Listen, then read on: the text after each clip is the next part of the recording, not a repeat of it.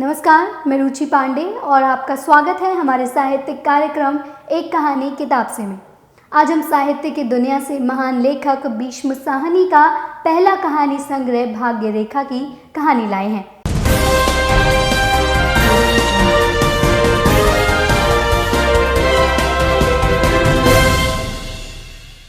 भीष्म जी की कहानियों की विशिष्टता उनकी कहानियों की सहज स्वाभाविकता में दिखती है, मानो वो किसी पहलू पर से पर्दा उठा रहे हों।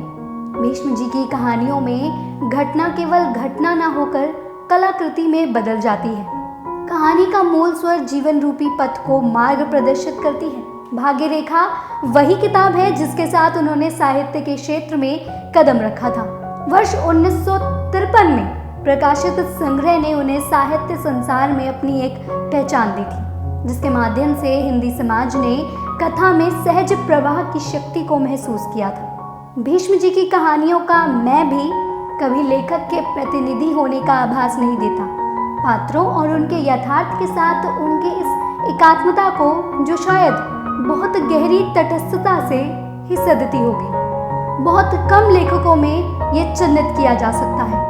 इस संग्रह में कई ऐसी कहानियां हैं जो भीष्म जी के गहरे मानवीय बोध को चिन्हित करती हैं, और कुछ ऐसी हैं जो समकालीन समाज की अमानवीयता के प्रति पूरा का भाव भी पाठक के मन में जगाती है। उदाहरण के लिए क्रिकेट मैच, जिसमें पति पत्नी संबंधों के बीच आया दुराव इतने कौशल के साथ उभारा गया है कि बहुत कुछ न कहते हुए भी कहानी हमें घर परिवार को बचाए बनाए रखने वाली स्त्री भूमिका के प्रति आलोचनात्मक हो जाने को प्रेरित करती है। नीली आंखें हाशिए पर रहने वाले तबके के प्यार और शहरी पृष्ठभूमि में उसके प्रति असहिष्णु मध्यम वर्गीय नजरिए को बेहद कारुणिक रूप में व्यक्त करती है। कहने की आवश्यकता नहीं है कि भीष्म साहनी को चाहने वाले पाठक इस संग्रह को अमूल्य पाएंगे।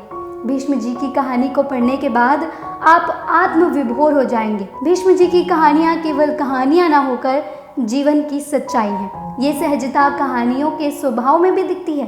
फिलहाल के लिए मैं अपने शब्दों को यहाँ विराम देती हूँ और आपसे विदा लेती हूँ, लेकिन मैं फिर मिलूंगी अन्य साहित्यिक कहानियों और जानकारियों के साथ।